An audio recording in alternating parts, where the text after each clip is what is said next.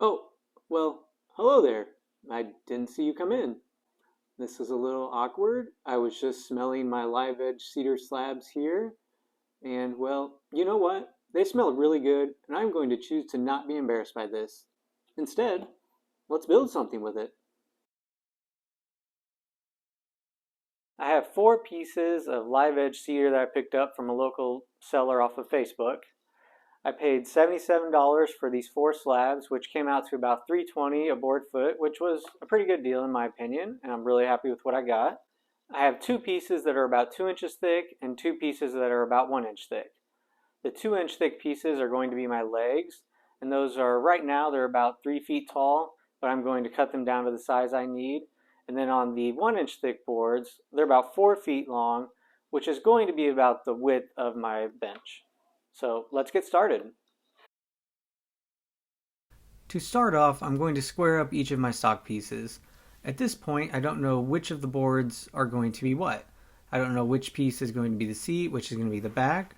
On the legs, I don't know which part of those boards I'm going to keep and which parts are going to be discarded. So I'm just going to go ahead and square up each of them so that I have some nice square edges to work from as I move forward. So I'm measuring the distance between the circular saw blade and the edge of the circular saw. And the reason I'm doing this is that I'm going to basically be putting a fence on the board so that I can make a nice straight cut right where I want it to be. So I have one line that represents the cut I want to make, and then I have a second line that is going to be where the edge guide will be. This would probably be easier with a track saw, but I don't have one of those, so sometimes you just have to be a little innovative. In woodworking, there's always a million different ways to do the exact same task. You do just have to be careful. Depending on which side of your fence you're going to cut, you might have to include the kerf of your circular saw blade in your measurements. After doing this a few more times, my stock pieces are basically sized to exactly to where I want them to be.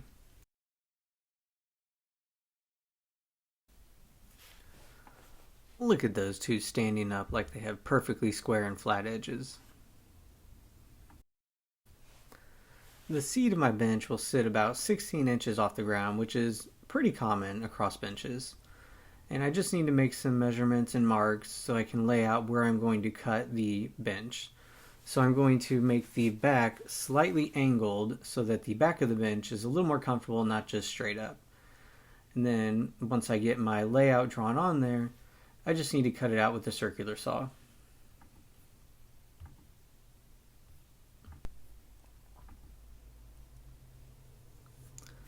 Of course, since I'm using a circular saw to cut this, I can't go all the way to the corner.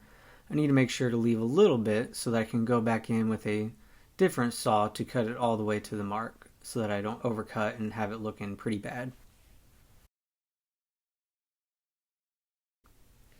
To be honest on this, I wasn't entirely sure if the angle of my bench was going to be enough or too much. I just kind of eyeballed it.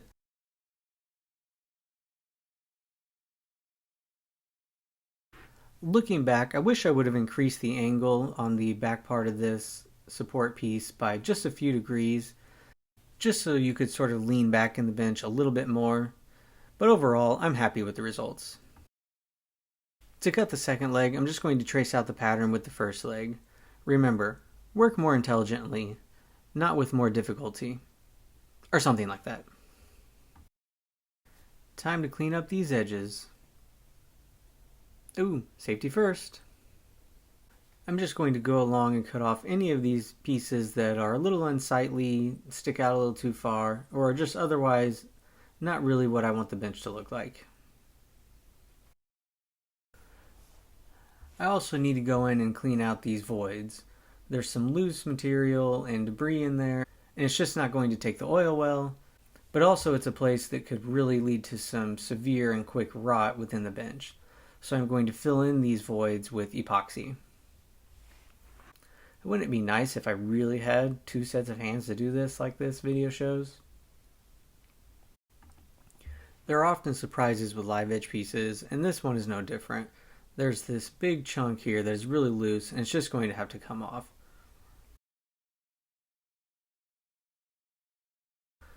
So a quick saw job gets it removed and I can clean it up some more. And now I'm ready for epoxy. I'm going to use this Total Boat tabletop epoxy that I had left over from a previous project.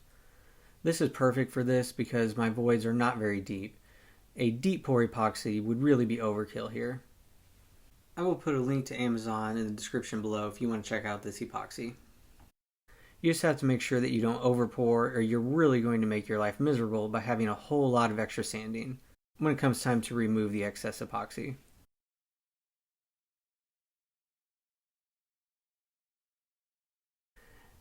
In these funky areas, I made sure to put a wood filler dam on each side just to prevent the epoxy from flowing out of the void that I want to fill.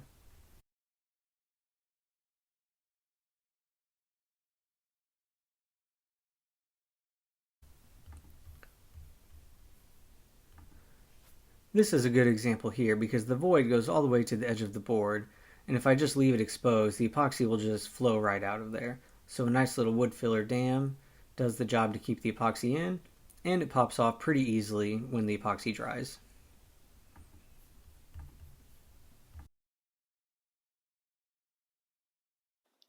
Well, I know it doesn't look like it, but this project's almost done.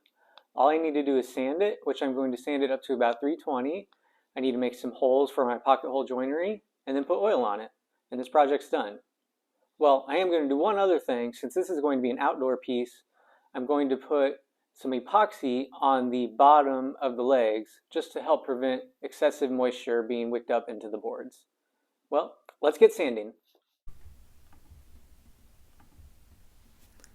Have you ever thought to yourself, man, I'm just so excited to sand all these boards.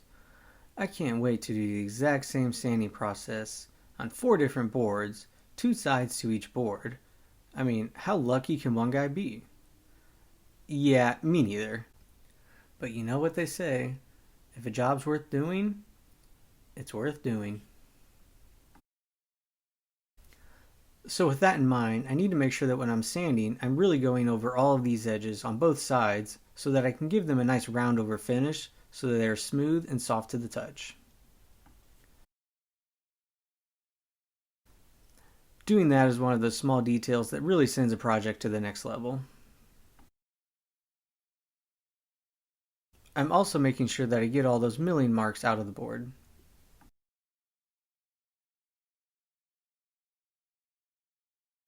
Trust me when I say this, if you could touch these, you would say, ooh, that's nice. Call me old-fashioned, but I like to use pocket holes sometimes. Because the legs and the bench are 2 different thicknesses, I'm not entirely sure what settings to use on my Craig jig. So I'm making a little test screw here with a 2 1/4 inch outdoor screw. I'm making sure it won't pierce the top of the bench top. Looks good. So now I'm ready to go.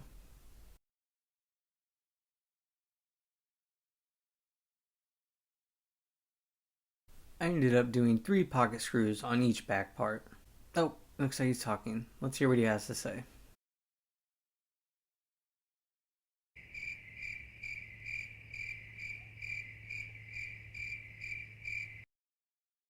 Huh. My lip reading isn't the best, but I'm pretty sure it had something to do with a really good donut he ate for breakfast. I've got the bottom of my legs taped off and ready for the epoxy. I just need to make sure that before I pour it, it is perfectly level. A slight adjustment should do the trick. Very nice. Audio not recording again, but I'm pretty sure what I'm supposed to be explaining here is the epoxy I'm going to use. And in this case, I'm going to use this Quickset epoxy. There's a link in the description below if you want to check that out on Amazon. This epoxy is perfect for this project because it dries in just 5 minutes, which means it doesn't seep into the end grains of the boards, which is usually what epoxy feet are going to be going on to, and it also hardens in just an hour, which means I don't have to wait overnight to continue working on my project.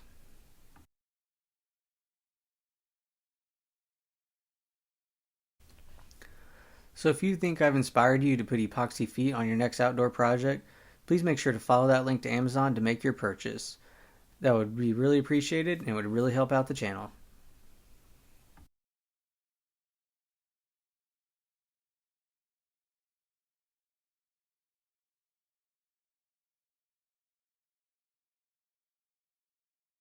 Alright, so it's been about 45 minutes. The epoxy is not cured yet, but it is pretty stiff. It's just a little tacky to the touch.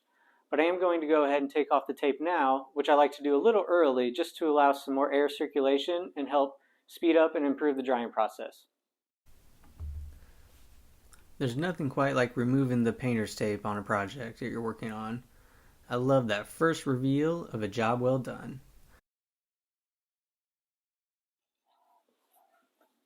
Now, I know the bottom of this is pretty ugly, and it really just kind of depends on the wood you're using and how porous and its color as to what result you're going to get. But once it cures, I will sand it down to make it a little smoother and remove some of the surface roughness. And also there's some spots where I had to put in some wood filler just to make sure there was any cracks that were really exposed where the epoxy could have dripped down really bad. I had to put some of that in.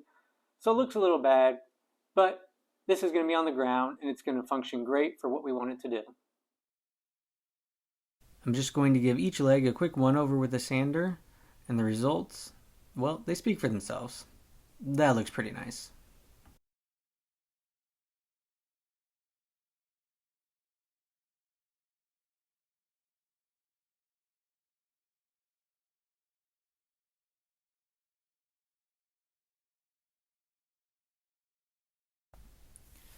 Activate bench assembly montage.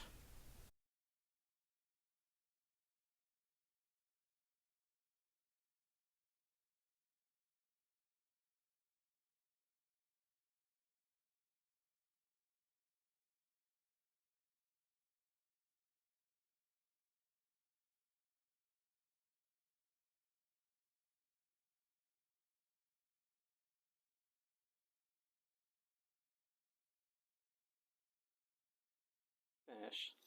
Now for this project, I was actually thinking of doing two different finishes just so I could test a couple of outdoor finishes, but I've decided against that and I'm going to go ahead and use the General Finishes Outdoor Penetrating Oil. This is a great product because of the UV prohibitors as well as the mildew prohibitors. If you want to pick up one of these General Finishes Outdoor Penetrating Oils, I will put a link in the description below to take you to Amazon and you can make that purchase. And now what I've been looking forward to the most on this project, getting some oil on this bench.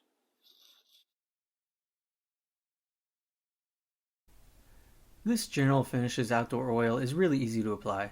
Simply wipe on or brush on. It's an oil on the thinner side, so you're definitely going to plan on at least 2 coats of this, maybe 3 depending on your wood and application.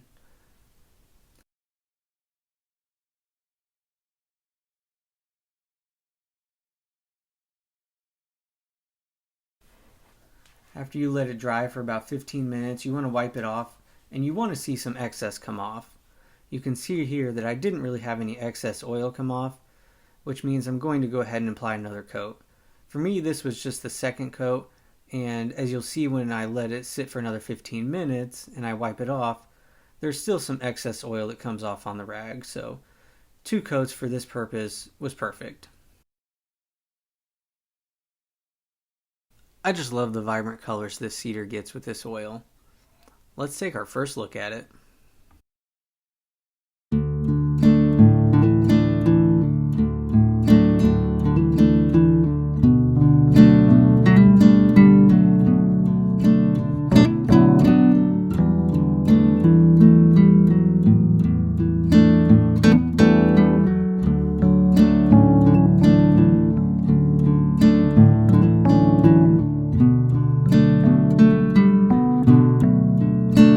I hope you've enjoyed this video, and if you've made it this far, I hope that you will consider subscribing to this channel and hitting that notification bell for future videos, and maybe even consider giving this video a like. I really like how this bench came out. It fits this space perfectly. The General Finishes exterior oil finish that I chose with its UV and mildew prohibiting properties is going to provide plenty of protection for the exposure that this bench will get and where it's going to live. It's not going to be exposed to too much direct sunlight, and I will even be bringing it under the deck in the winter just to make it last even longer. I really hope that you enjoyed this video, and please feel free to leave your comments below. I hope to see you next time. Happy making!